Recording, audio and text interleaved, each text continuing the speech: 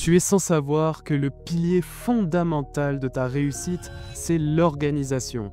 Plus tu seras organisé, plus ta vie sera structurée, plus ton système de productivité sera clair et plus évidemment tu pourras réussir.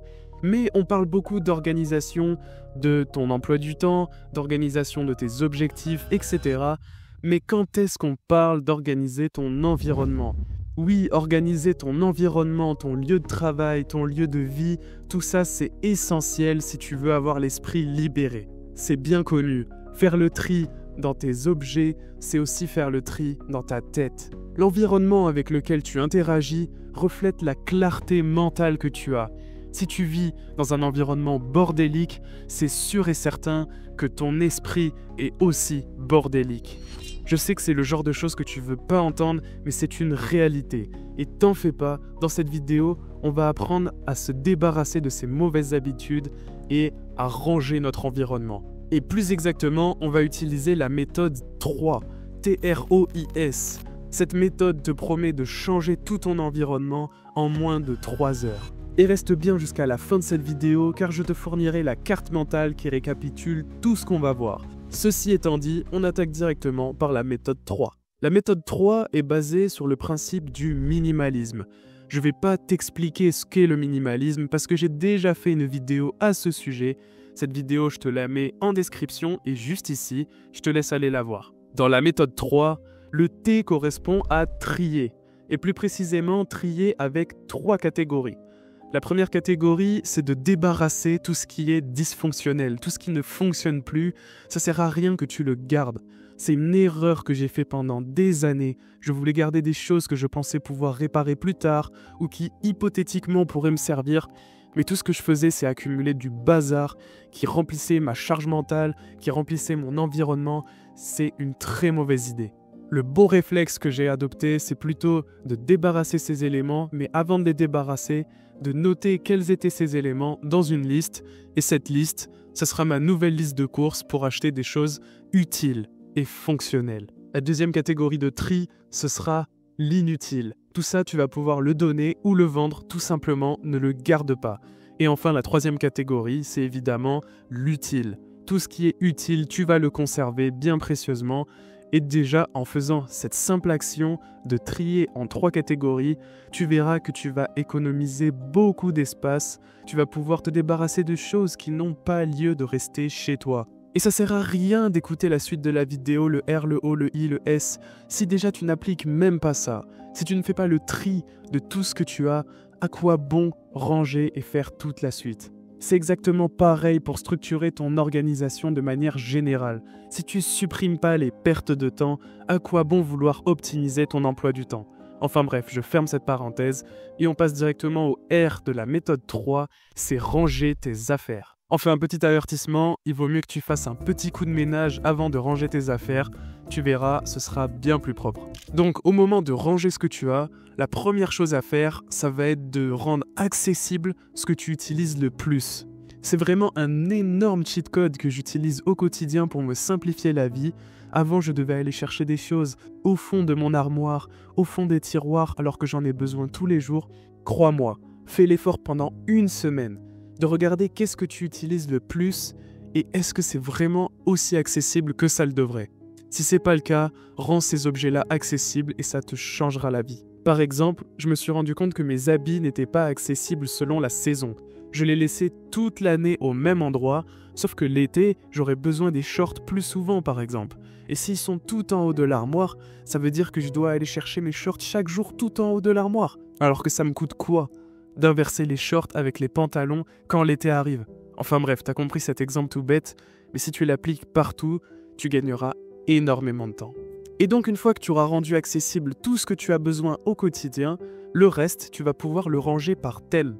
Par exemple, tu vas faire un bac pour le bricolage, une armoire pour le sport, une étagère pour tes activités artistiques, j'en sais rien. En tout cas, si tu fonctionnes par thème, tu retrouveras bien plus facilement toutes tes affaires. Et avant même de continuer avec l'étape O, sache qu'en respectant le T et le R, la différence sera inestimable. La différence entre une personne qui s'organise mal, qui organise mal son environnement, et une personne qui respecte ne serait-ce que le T et le R, ça se voit de suite. T'arrives chez lui, tout est bien rangé, c'est propre, c'est bien fait, c'est rangé par thème, c'est trié. Bref, je pense que t'as compris l'idée. Maintenant, on passe au O qui signifie optimiser ton matériel. Pourquoi ? Parce que j'ai souvent remarqué qu'on accumulait beaucoup de bazar parce qu'on avait du matériel défectueux, qu'on doit remplacer régulièrement, parce qu'on va se surcharger de nouveaux matériels alors qu'on pourrait avoir des matériels qui font tout. Bref, c'est un peu abstrait comme ça, alors je vais te donner des exemples. Le premier exemple, ça va être d'utiliser du matériel ergonomique. Ça peut être pour ton matériel de bureau par exemple. Ça c'est quelque chose qu'on voit très souvent et qui va te changer la vie. Acheter une chaise ergonomique, un bon micro, un bon écran d'ordinateur placé à la bonne taille, etc. Rien qu'en faisant ça, ton environnement sera bien mieux rangé. Aussi, il va falloir que tu utilises des objets multifonctions. À quoi bon avoir des tonnes d'objets qui permettent de faire 10 millions d'usages différents alors que tu pourras en avoir un seul qui fait tout. L'exemple le plus marquant, c'est le sac à dos. Avant, j'avais 5 sacs à dos pour toutes les situations. Maintenant, j'en ai pas besoin d'autant. 1 ou 2 sacs à dos suffisent. Ça va être les sacs à dos les plus polyvalents, les plus résistants. Pourquoi m'encombrer avec autant de matériel ?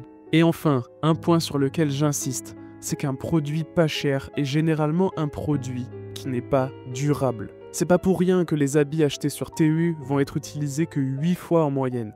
C'est pas pour rien que le matériel informatique bas de gamme va pas durer dans le temps et au bout d'un an il ne fonctionne déjà plus.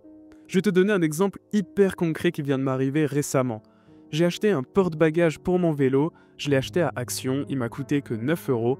Je l'ai installé sur mon vélo et devine quoi, au bout d'une semaine seulement d'utilisation, il était déjà cassé. Je savais même pas que c'était possible d'avoir un porte-bagages cassé et pourtant c'est ce qui est arrivé, alors que j'ai fait que 50 km avec. Donc tu vois, les conseils que je te donne là maintenant, c'est vraiment des conseils du quotidien, c'est des conseils qui sont tirés directement de mon expérience. C'est pas une blague, c'est pas juste de la théorie, c'est réellement pratique. D'ailleurs, n'hésite pas à me mettre un petit commentaire si ces conseils te plaisent, ça fait toujours plaisir. Et pourtant, il y a des contre-exemples à cette règle. Par exemple, ce micro-là que j'utilise actuellement, c'est un micro Rode. Et ben, ce micro, il m'a coûté très cher et pourtant, sa qualité sonore est vraiment moins bonne que mon micro cravate qui m'a coûté seulement 10 € sur Amazon. Et ça, c'est extraordinaire quand même. Enfin bref, je pense que tu as compris l'idée. On peut passer au I de la méthode 3, qui signifie instaurer 3 habitudes de rangement. Cette étape I est vraiment cruciale. C'est celle qui différencie les gens organisés de ceux qui ne le sont pas. Pourquoi ? Tout simplement parce que la plupart des gens vont faire ce qu'on appelle des grands rangements. C'est aussi connu sous le nom de nettoyage de printemps. Enfin bref, je pense que tu vois de quoi je parle, ça va être 1 à 2 fois par an par exemple. Tu vas nettoyer de fond en comble ta maison, la ranger, etc. Et après, le bazar revient au bout de quelques semaines. Est-ce que tu penses vraiment que tout ranger aujourd'hui et revenir petit à petit dans le désordre, tu penses que ça c'est une bonne idée ? La réponse, tu la connais parfaitement. Et c'est pourquoi il faut intégrer des bonnes habitudes de rangement. La première habitude est tellement évidente qu'elle va te faire sourire, c'est qu'il faut remettre chaque chose à sa place. C'est quelque chose qui nous a traumatisés quand on était petit. À chaque fois, nos parents nous disaient de remettre les choses à leur place. C'était énervant et finalement, on ne le fait plus dès qu'on n'est plus sous leur supervision. Et c'est exactement comme ça qu'on accumule encore plus de bazar. La deuxième habitude, c'est de te fixer des périodes de grand tri. C'est ce dont je te parlais tout à l'heure. C'est de faire un grand tri l'été, un grand tri l'hiver, etc. Tu le fais comme tu veux, mais en gros, tu vas te poser face à ton environnement et te dire comment je peux l'optimiser. Et enfin, la troisième bonne habitude à instaurer pour avoir un environnement organisé, c'est de te demander au quotidien si ton matériel est encore utile aujourd'hui. Si c'est pas le cas, retourne sur la lettre T et tu verras qu'est-ce qu'il faut en faire. Bon, déjà tu peux te féliciter puisqu'on a vu le T, le R, le O et le I. Et si tu appliques tout ce qu'on a vu jusqu'à maintenant, tu as vraiment un environnement organisé. Mais on peut toujours aller un peu plus loin et c'est pour ça que le S existe. Le S correspond à s'auto-challenger. Et plus précisément, il y a 2 challenges que j'ai envie de te faire découvrir. Le premier challenge, c'est le mois puissance 2. Le concept est super simple. Le premier jour, tu vas supprimer un objet. Puis le deuxième jour, tu vas en supprimer 2. Le jour suivant, 4. Le jour suivant, 8. Etc., etc. Finalement, tu vas doubler chaque jour le nombre d'objets que tu dois te débarrasser. Et donc, à la fin du mois, tu auras supprimé 2 puissance 30 objets dans ton environnement. Bien sûr, c'est un chiffre énorme, donc le but va être d'aller le plus loin possible dans ce mois puissance 2. Si tu n'arrives pas à atteindre la fin du mois, c'est bien normal. Et la deuxième expérience que tu peux essayer, c'est le challenge des 1000 objets. Comme son nom l'indique, il va falloir que tu débarrasses tout ce que tu as, sauf 1000 objets. Ça paraît énorme comme ça, 1000 objets, mais je te jure que 1000 objets, c'est vraiment pas beaucoup. Mais si c'est trop simple pour toi, tu peux toujours diviser par 2 et te limiter à 500 objets. Ou si c'est trop simple, 300, 200, 100, etc. Dis-toi que l'explorateur Ulysse Lubin vit avec seulement 100 objets. Tu te rends compte, 100 objets, c'est vraiment pas beaucoup. Et pourtant, c'est possible. Félicitations, on vient d'arriver à la fin de la méthode 3. Ne t'en fais pas si t'as pas tout retenu, parce que je te le rappelle, je t'offre la carte mentale 100% gratuite qui récapitule tout ce qu'on a vu dans la vidéo. Je te mets le lien en description. Je suis désolé, mais maintenant tu ne peux plus te cacher derrière l'excuse que tu n'as pas les connaissances pour organiser ton environnement. Maintenant, il n'y a plus que 2 options qui s'offrent à toi.